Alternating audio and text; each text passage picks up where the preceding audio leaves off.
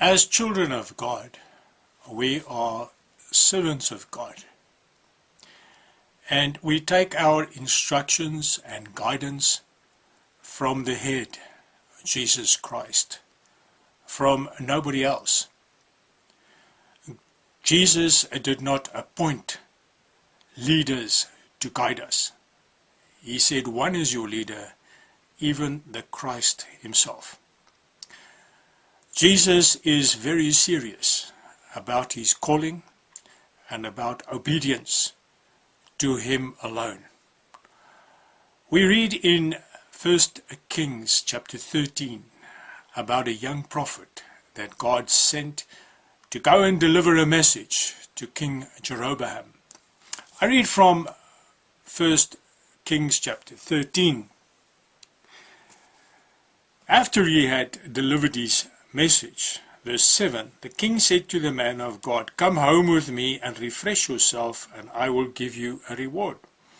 But the man of God said to the king, "If you were to give me half your house, I would not go with you, nor would I eat bread or drink water in this place. For so it was commanded me by the word of the Lord, saying, You shall not eat bread, nor drink water, nor return by the way by which you came." But then something happened.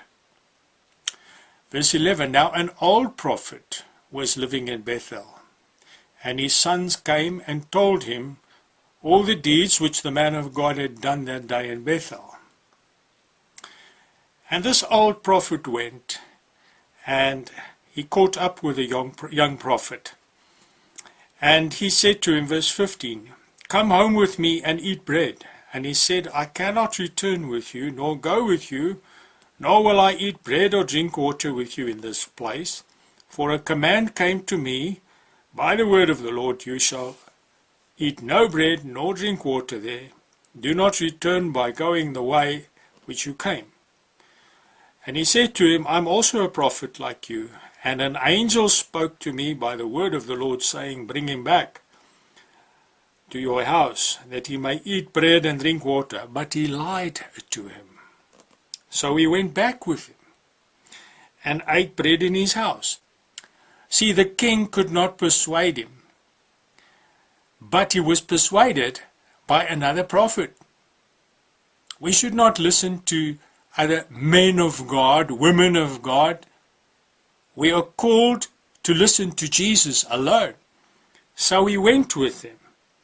Verse 20, Now it came about, as they were sitting down at the table, that the word of the Lord came to the prophet who had brought him back, and he cried out to the man of God who came from Judah and said, Thus says the Lord, because you have disobeyed the command of the Lord, and have not observed the commandment which the Lord your God commanded you,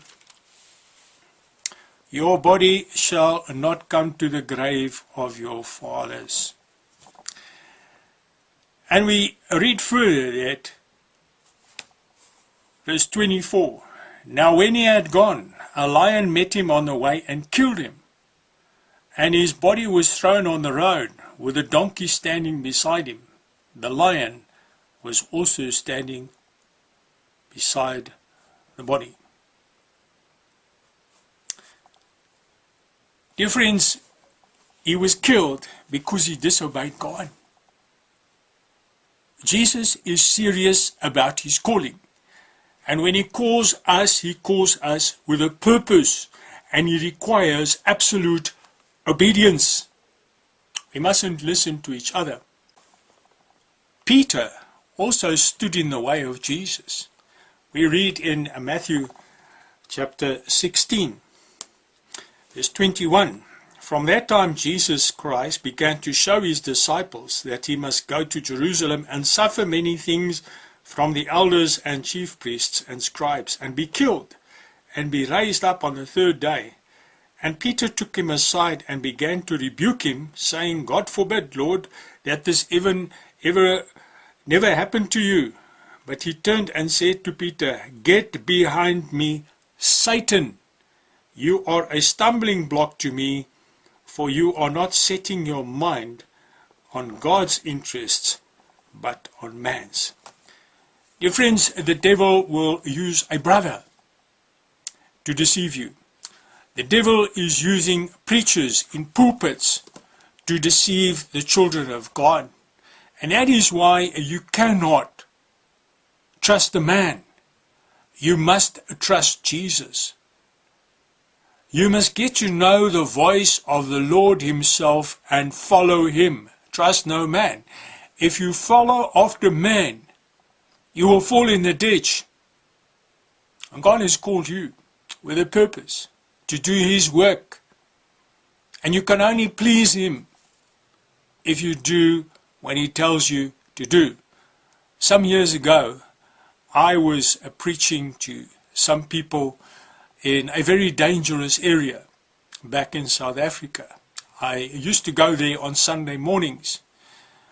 And one Sunday morning at 4 o'clock, I woke up after I had dreamed that in this township where I normally went, I had been shot. And I was lying there, dead, but I could hear these people speaking. And the one man said to the other one, "Why did you shoot him? Did you not know that he comes here to help us and to preach?" He said, "I don't care about that." Dear friends, I called the leader of that congregation that morning, and I told him I will not be coming because the Lord told me not to come. He said to me, "No, God will not tell you that.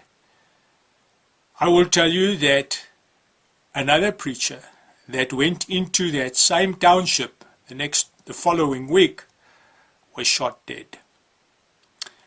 We must obey Jesus Christ, friends.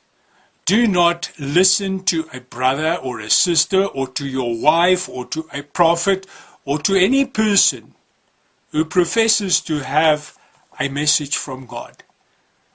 Jesus called you and he will guide you. Take your guidance from him and from nobody else, or it can cost you your life. Do what Jesus commanded you to do, and do so to the finest detail, because he does not tolerate disobedience. May Jesus bless you.